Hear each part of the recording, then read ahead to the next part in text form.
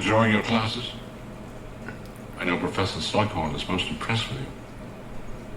I think he overestimates my abilities, sir. Do you? Definitely. What about your activities outside the classroom? Sir? Well, I notice you spend a great deal of time with Miss Granger. I can't help wondering if... Oh, no. I mean, she's brilliant, and we're friends. But no. Forgive me. I was merely being curious. But enough chit-chat. You must be wondering why I summoned you here tonight. The answer lies here. What you are looking at are memories.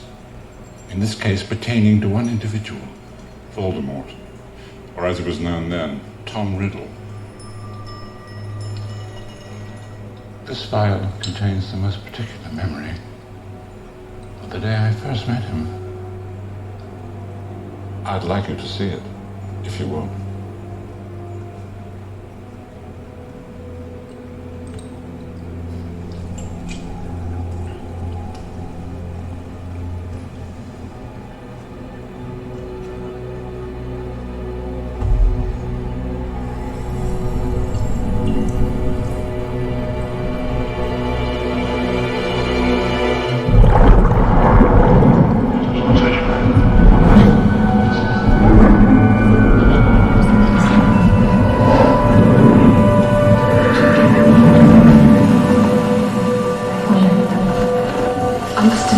Confusion upon receiving your letter, Mr. Dumbledore. In all the years Tom's been here, he's never once had a family visitor. There have been incidents with the other children. Nasty things. Tom, you have a visitor. How do you do, Tom?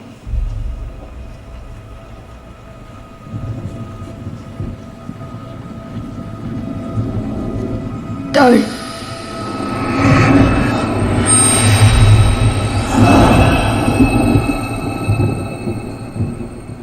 You're the doctor, aren't you? No. I'm a professor. I don't believe you. She wants me looked at. They think I'm different.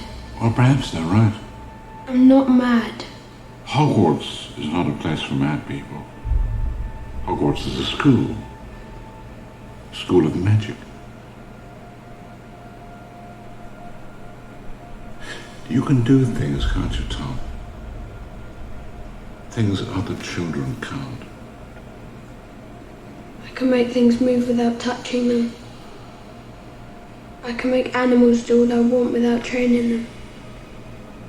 I can make bad things happen to people who are mean to me. I can make them hurt. If I want. Who are you? Well, I'm like you, Tom. I'm different. Prove it.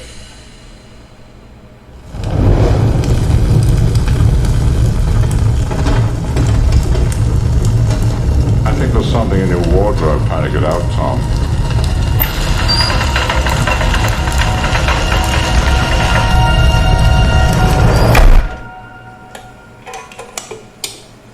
Thievery is not tolerated at Hogwarts, Tom. At Hogwarts, you'll be taught not only how to use magic, but how to control it. You understand me? I can speak to snakes too. They find me. Whisper things. Is that normal for someone like me?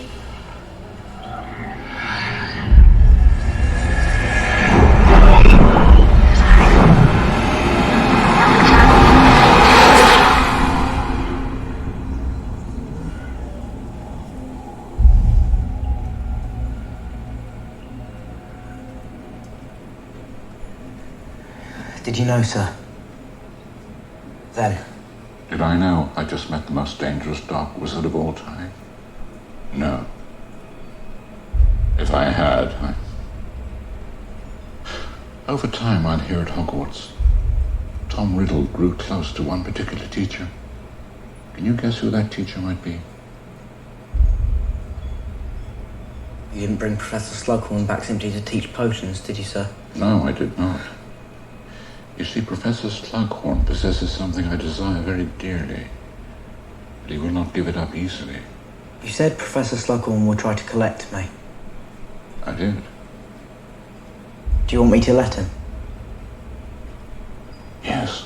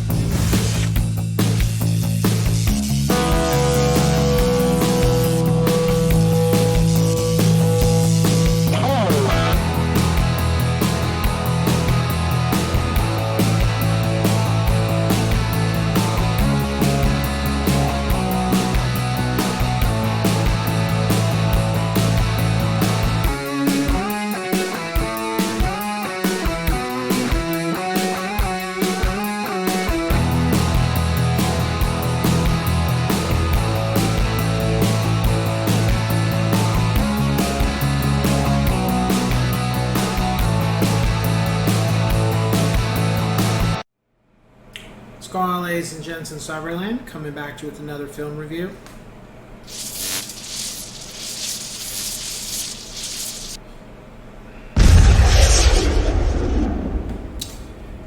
Harry Potter and the Half-Blood Prince.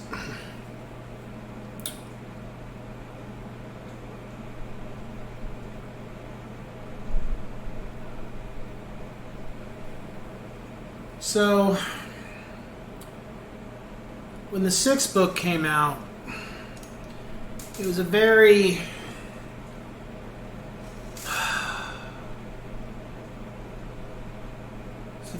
interesting time. I remember I just about finished college, and J.K. said that the sixth book was going to be shorter than the fifth, and the seventh book would be longer than the sixth. I remember her saying that. And she, finally a picture showed up, and it was kind of eerie. Title came out, and overall,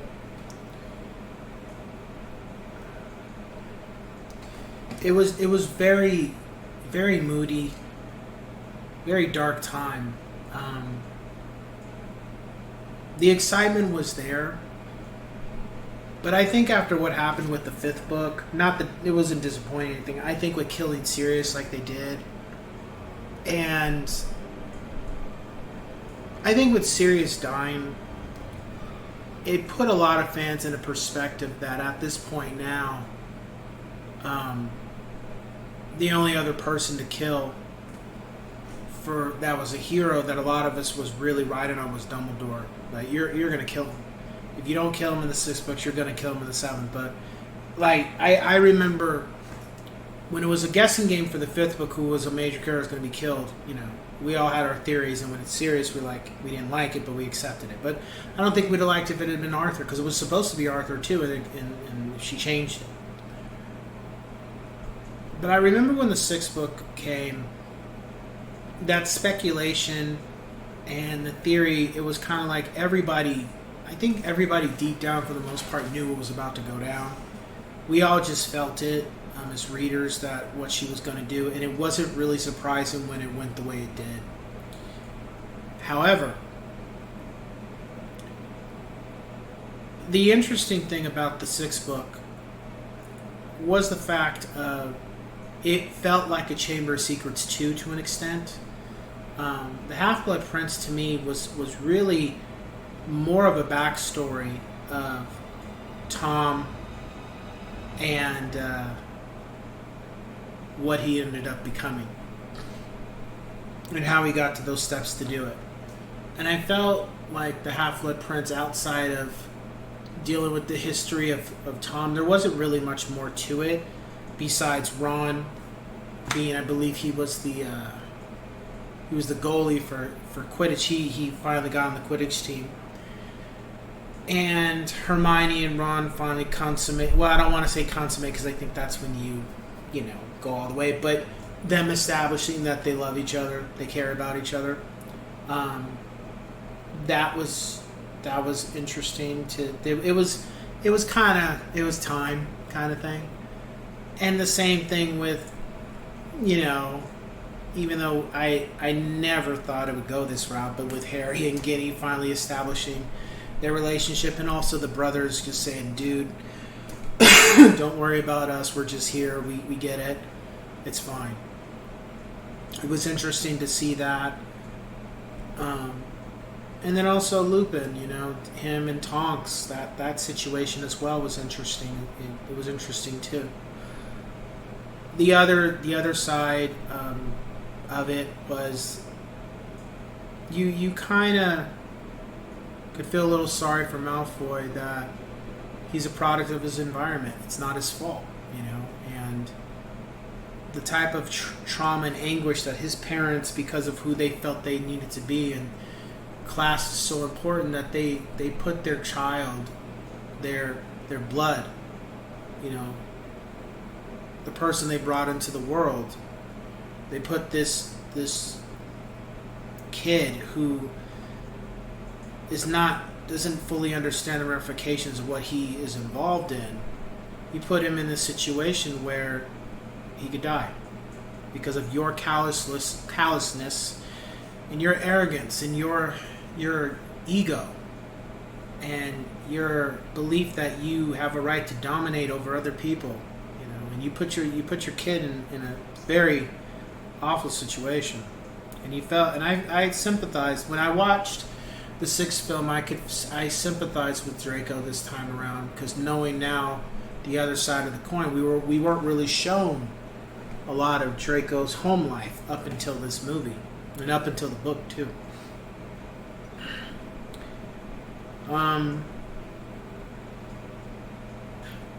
Overall, the sixth movie just kind of felt like it was just there.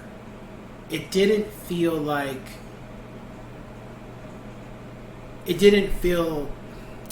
even like the sixth book. It's like when I look at the first, second, and third, I feel like the first and second are really one book to some degree. And then the third book is where a new story starts. And the sixth book, after what happened at the end of the fifth, it just felt like that. It was just there. It didn't feel like it had its own place, but it does have its own place. It just didn't feel the same as... It didn't feel the same like the fifth or the seventh or the fourth. And the sixth book also really was very similar to the second book in regards to just what's going on, the darkness of it, and the whole point behind the story. And it was really like a part one to a part two, which is the seventh book, seventh year. The other thing I got from it was that, especially in the movie, it's something that is, I don't know what their intentions were, and I didn't mind it, but damn, dude, like, the sixth movie was so dark. I mean, every scene, it was like the lights were dimmed. It was like there was no sky. There was no blue sky, there was no sun. It was every scene they would show. Every time they'd show anything in the sixth movie, it was like cloudy. It was dreary. It was like it was fall the whole time. There was no spring. There was no even winter didn't feel like a winter. It was just literally one type of scenery. It was just dark and gray and brown and grungy, and even the cast just kind of looked out of it. And I'm not saying the actors were out of it, but everybody just looked like fatigued, drained, don't give a shit, don't like each other. And I'm not saying the cast acted that way.